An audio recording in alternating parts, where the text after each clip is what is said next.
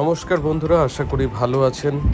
আরও একবার স্বাগত আমার চ্যানেল জার্নি উইথ দেবাংশুতে। আজকে দেখব ঝাড়গ্রাম আর বেলপাহাড়ের কিছু অংশ। ধলভূম রাজদের রাজবাড়ি এই চিল্কিগড়ে। রাস্তার উপরেই রাজবাড়ি প্রবেশের তোরণদ্বার। ঢুকেই একে একে চোখে পড়বে মূল রাজপ্রাসাদ, আউট হাউস, সার্ভেন্ট কোয়ার্টার, মন্দির এবং বিরাট অশ্বত্থ গাছ। এই চিল্কিগড় থেকে কনকদুর্গা যাওয়ার পথেই দেখা হলো ডুলুং নদীর সাথে।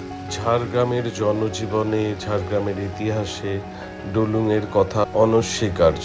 ঝুমুর গীতি বলছে, ডুলুং বাঁচায় হামাদেরই পরাণ, ডুলুং হামদের মায়েরই সমান, গিধনি চিল্কি জাম্বনি তারি জলে সোনার খনি, ঝাড়গায়ে ফলায় সোনার ধান, ডুলুং হামদের মায়েরই সমান।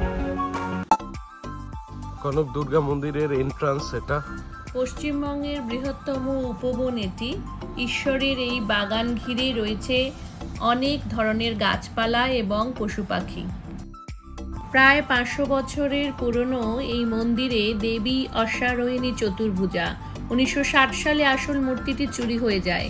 1996 সালে গোপীনাথের বংশধররা অষ্টধাতুর কনক দুর্গার একটি রেপ্লিকা মন্দিরে প্রতিষ্ঠিত করে। প্রচুর হনুমানের বাস এখানে। বুড়া মত শুনো, বুড়া মত বলো, বুড়া মত দেখো।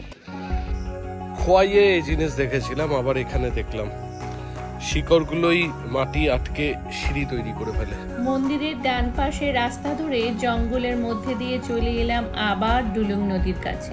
ডুলুং বয়ে চলেছে তীর তীর তীর তীর তীর তীর করে, আর দুপাশটা অসাধারণ, এরকম গ্রিন ভ্যালি টাইপের।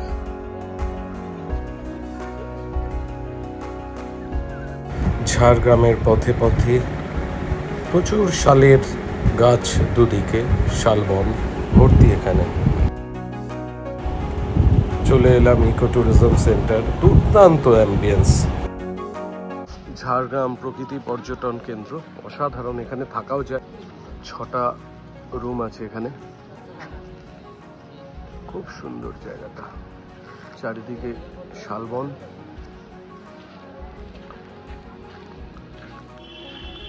বিভিন্ন বাদ্যযন্ত্র এখানে আছে, যে এটি যেরকম একটি ঢাক আছে। চাং নৃত্য খুব পপুলার আদিবাসীদের মধ্যে। এছাড়াও রয়েছে বিভিন্ন বস্ত্র, ওদের ব্যবহৃত জিনিসপত্র, ছবি। এটি একটি বিরাট ধামসা আছে, খুব ভালো লাগবে, ছোট্ট কিন্তু খুব সুন্দর। এরপর আমরা গেলাম ঝাড়গ্রামের এমন একটি গ্রামে যা ধীরে ধীরে পর্যটন মানচিত্রে নিজেদের জায়গা করে নিচ্ছে। গ্রামটি লোধা শবর অধ্যুষিত খোয়াব গাঁ। এই গ্রামে নানা রঙে, নানা ছবিতে সাজিয়ে তোলা হয়েছে মাটির বাড়িগুলি। একসময় এই গ্রাম লালবাজার গ্রাম নামে পরিচিত ছিল, কিন্তু বছর 5 আগে দায়িত্ব নিয়ে এই গ্রামের ভোল পাল্টে দেন কলকাতা চলচ্চিত্র একাডেমি সংস্থার লোকজন।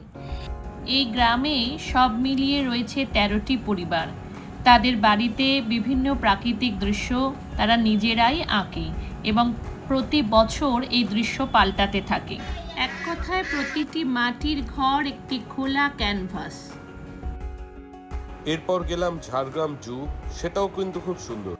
আজকে শেষ গন্তব্য 350 বছরের পুরনো সাবিত্রী মাতার মন্দির। পরের দিন রওনা দিলাম বেলপাহাড়ের দিকে। যাত্রাপথের দুপাশে কখনো পড়ল চাষের জমি, কখনো বা লম্বা লম্বা শাল গাছের সারি। এ এক মনোমুগ্ধকর দৃশ্য। এই পথটার সত্যি বলতে কি একটা নিজস্ব প্রাকৃতিক সৌন্দর্য আছে। ঘাগরা জলপ্রপাত। ঘাগরা নামটি গাগরা শব্দ থেকে এসেছে, যার অর্থ হলো জলে ভরা একটি কলসি। গিরিখাতের আকৃতির কারণে এই নাম। এর মনোরম পরিবেশ, চারপাশে শিলা, ঝরঝরে জলের শব্দ মন্ত্রমুগ্ধ করে। ঘাগরা থেকে তারাফেনী ড্যাম হয়ে আমরা আসি খান্দারানী লেক। তারাফেনী ড্যামে খুব হতাশ হলেও খান্দারানী লেক কিন্তু আমাদের মুগ্ধ করে। এই লেকের শান্ত এবং স্থির নীল জলের দিকে তাকিয়ে কাটিয়ে দেওয়া যায় অনেকটা সময়। ঢাঙ্গি কুসুম যাওয়ার পথে পাথরের উপর দিয়ে পাহাড়ের গা ঘেঁষে সরু রাস্তা দিয়ে পৌঁছানোর শেষে দেখা মিলবে ছোট্ট এই জলপ্রপাত। বন্ধুরা, এই ছিল দুদিনের ছোট্ট ঝাড়গ্রাম বেলপাহাড়ি সফর। সবাই ভালো থাকবেন, ভালো রাখবেন।